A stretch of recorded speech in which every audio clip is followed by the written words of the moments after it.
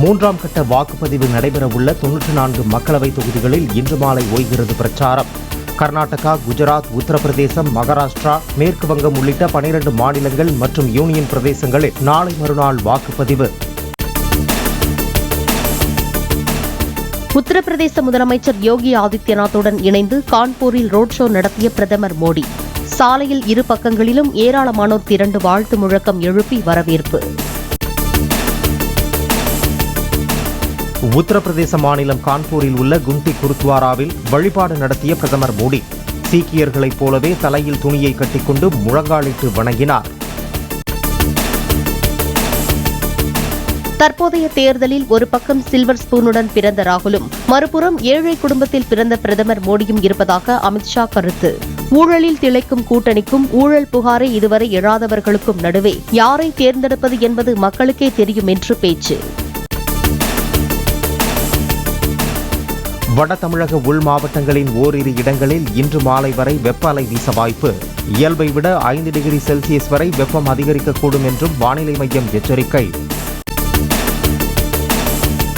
தென்னிந்திய பகுதிகளின் மேல் நிலவும் வளிமண்டல கீழடுக்கு சுழற்சியால் தமிழகத்தில் ஓரிரு இடங்களில் இன்று மிதமான மழைக்கு வாய்ப்பு. தேனி, கோவை, சேலம் உள்ளிட்ட 9 மாவட்டங்களின் ஓரிரு இடங்களில் நாளை மறுநாள் கனமழை பெய்யக்கூடும் என்றும் வானிலை. நாடு முழுவதும் 24 லட்சம் பேர் எழுதும் நீட் தேர்வு இன்று நடக்கிறது. ஹால் டிக்கெட்டுகளில் வழங்கப்பட்டுள்ள வழிகாட்டுதல்களை கட்டாயம் பின்பற்ற தேசிய தேர்வு முகமை அறிவுறுத்தல். நீட் தேர்வில் முறைகேடுகளை தடுக்க செயற்கை நுண்ணறிவு தொழில்நுட்பத்தை பயன்படுத்த தேசிய தேர்வு முகமை முடிவு.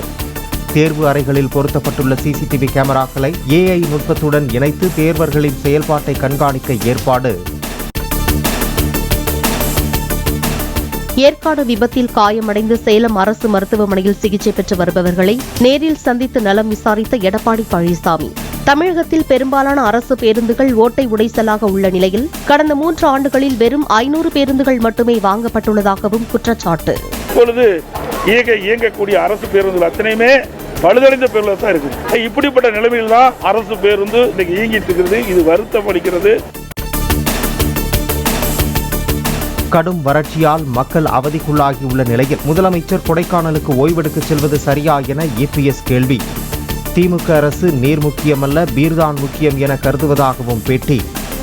தேர்ந்தெடுக்கப்பட்ட முதலமைச்சர் இன்னைக்கு ஓய்வு எடுக்க போறார்.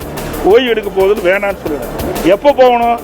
இப்படிப்பட்ட வறட்சியான காலத்தில் மக்கள் கடும் அவதிக்கு உள்ளாகின்ற நேரத்தில் இன்னைக்கு தமிழகத்தில் வரலாறு காணாத வெயில் 112 டிகிரி வரைக்கும் போயிட்டு இருக்கு.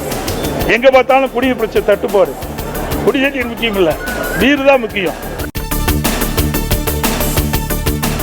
அயோத்தி குழந்தை ராமர் கோயிலில் ஆளுநர் RN ரவி சுவாமி தரிசனம். சரையு நதிக்கு ஆரத்தி எடுத்து குடும்பத்துடன் வழிபாடு.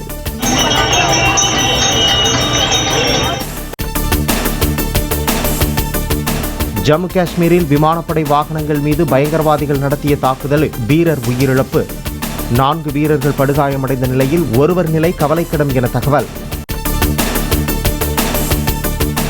விமானப்படை வீரர்கள் மீது தாக்குதல் நடத்திய தீவிரவாதிகள் தப்பிவிடாமல் தடுக்க பாதுகாப்பு படையினர் முயற்சி.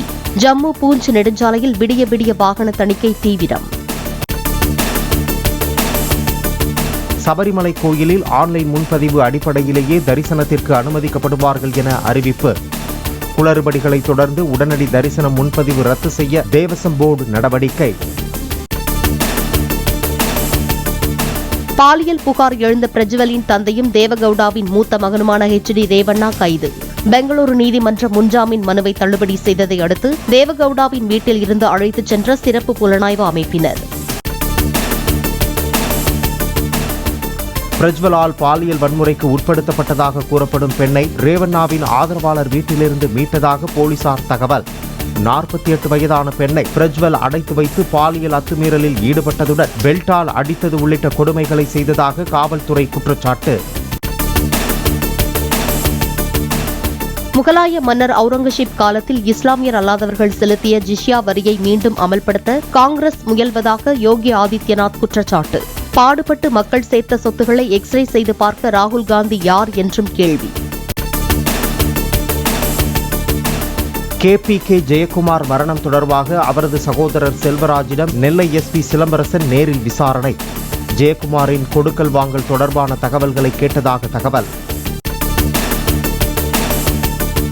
நெல்லை மாவட்ட எஸ்பிக்கு கடந்த 30ஆம் தேதியன்று மரண வாக்குமூலம் என்ற பெயரில் ஜெயக்குமார் தனசிங் எழுதிய கடிதம் ஒன்றை வெளியிட்ட குடும்பத்தினர் தம்மிடம் லட்சக்கணக்கில் பணம் வாங்கி திருப்பித் தராத ரூபி மனோகரன், KV தங்கபாலு உள்ளிட்டோரால் உயிருக்கு ஆபத்து இருப்பதாக கடிதத்தில் தகவல். ஜெயக்குமார் தனசிங் எழுதியதாக கூறப்படும் கடிதம் தம்மிடம் வழங்கப்படவில்லை என நெல்லை SP சிலம்பரசன் விளக்கம். தந்தையை காணவில்லை என அவரது மகன் அளித்த புகாரின் அடிப்படையிலேயே ஜெயக்குமாரை தேடி வந்ததாக பேட்டி. ஒடிஷாவின் பூரி தொகுதியில் காங்கிரஸ் வேட்பாளராக அறிவிக்கப்பட்ட சுச்சரிதா மொஹாந்தி போட்டியில் இருந்து விலகுவதாக அறிவிப்பு. பிரச்சார செலவுக்கு பணமில்லை என கூறி தமக்கு வழங்கப்பட்ட சீட்டை திருப்பி அளித்தார். மத்திய பிரதேச முன்னாள் முதலமைச்சர் சிவராஜ் சிங் சௌஹானுக்கு உற்சாக வரவேற்பு. விதிஷா தொகுதியில் பிரச்சாரத்திற்கு சென்றபோது மலர்களை தூவி மக்கள் முழக்கம்.